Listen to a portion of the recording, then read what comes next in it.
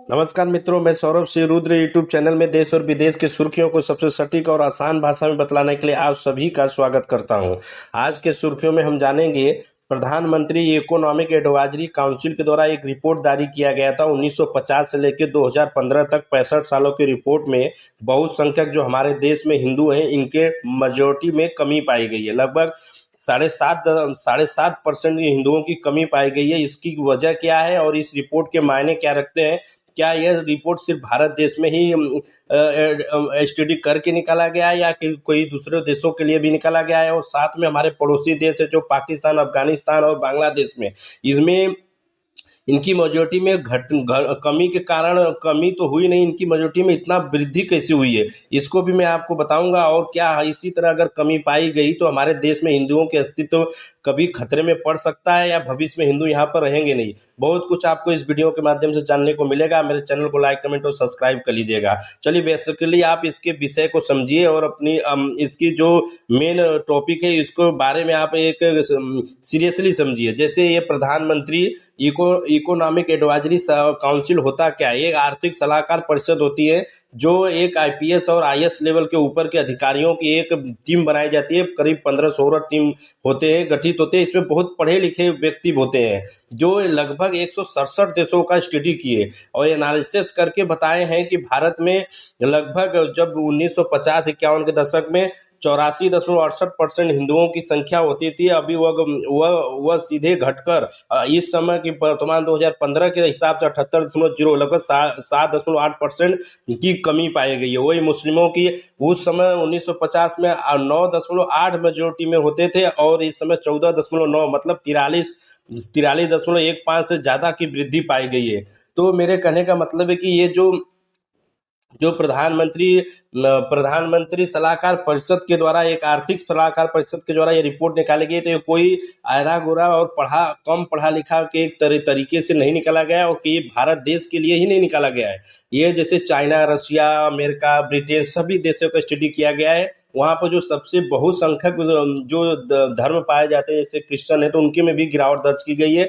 लेकिन साथ ही साथ दोस्तों, एक मन में प्रश्न बनता है कि हमारे पड़ोसी देश, जैसे पड़ोसी देश हमारे हैं कि जैसे पाकिस्तान, अफगानिस्तान और बांग्लादेश के तो हद ही पार कर गए। यहाँ पर इनकी बहुसंख्यक मुस्लिम देश है, लेकिन इनकी संख्या में कमी के अलावा इनकी वृद्धि पाई गई। जैसे बांग्लादेश में 18% की वृद्धि पाई गई है और पाकिस्तान में 3.5% और अफगानिस्तान में 2.5% की वृद्धि पाई गई है। ये देखने की सबसे बड़ी जरूरत ये है कि इनकी वृद्धि तो या तो इनके यहाँ कानून है जो सख्त कानून हो, या मानोगे या नहीं तो मना दिए जाओगे। आप देखे होंगे बहुत सी न्यूज में कि बांग्लादेश, अफगानिस्तान, पाकिस्तान का हाल यही है कि जबरदस्ती मना देते हैं या जबरदस्ती कन्वर्ट कर देते हैं, या हिंदू वहाँ से भाग जाते हैं, या जो वहाँ पर बहुसंख्यक अल्पसंख्यक होते हैं वो छोड़ के भाग जाते हैं। इसलिए इनकी संख्या पर वृद्धि हुई है।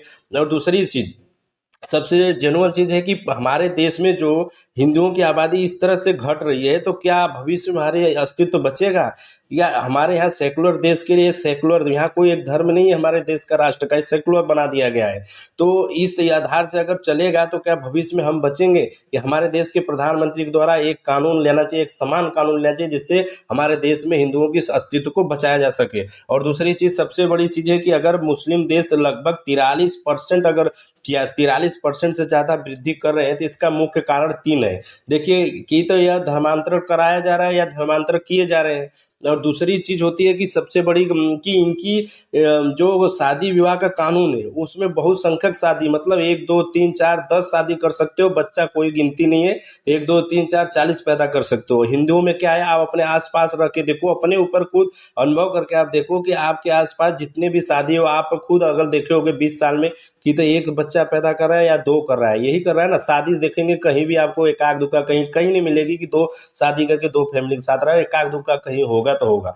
तो अपने आसपास देखिए, फिर इस रिपोर्ट के आधार पर आप विचार करिए कि इस तरह अगर अस्तित्व चला गया तो एक छोटा सा देश इजराइल है जो अपने अस्तित्व को बचाने के लिए अमेरिका सुपर पावर किसी का बात नहीं मानता, न तो वह ह्यूमन राइट वाला कोई किसी का बात नहीं मानता, अपना देश को अपना अस्तित्व मानता है। तो भारत के ही देश को और भारत के प्रधानमंत्री को चाहिए कि यहाँ समान कानून लगाया जाए, यहाँ कोई बहुसंख्यक शादी न किया जाए और कोई एक शादी हो 2 बच्चे, सभी के लिए समान कानून नहीं लगाया जाएगा तो भविष्य में हिंदुओं के अस्तित्व तो नहीं बचेगी। दूसरा सबसे बड़ा कारण होता है कि रोहिंग्याओं का आना, जो दूसरे देश से, बांग्लादेश से सब लोग ट्रैवल करके तो यहाँ आ जाते हैं, लेकिन वह धर्म परिवर्तन नहीं करते हैं, वो अपने धर्म के अनुसार ही बढ़ाते जाएंगे, यहाँ तो उनकी संख्या में वृद्धि हुई है।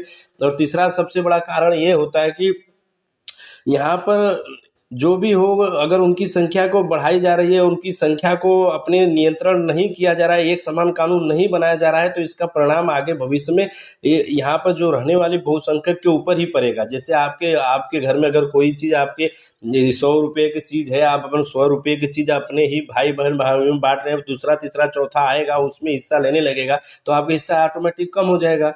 तो सोचने वाली बात है दोस्तों, इसमें जो रिपोर्ट है इस पे विचार करनी चाहिए, और इसमें एक संविधान में संसद में कानून बनाना चाहिए और जिसको पालन कराना चाहिए, नहीं तो हमारी मेजोरिटी में सबसे बड़ी कमी होगी। और भारत क्या, पूरे वर्ल्ड में हिंदुओं का देश एक ही देश बचा हुआ है, वो भी अब अस्तित्व से खतरे से हो जाएगा। और सरकार को भी इसमें चितनी चाहिए। इसमें आपका क्या राय है, कमेंट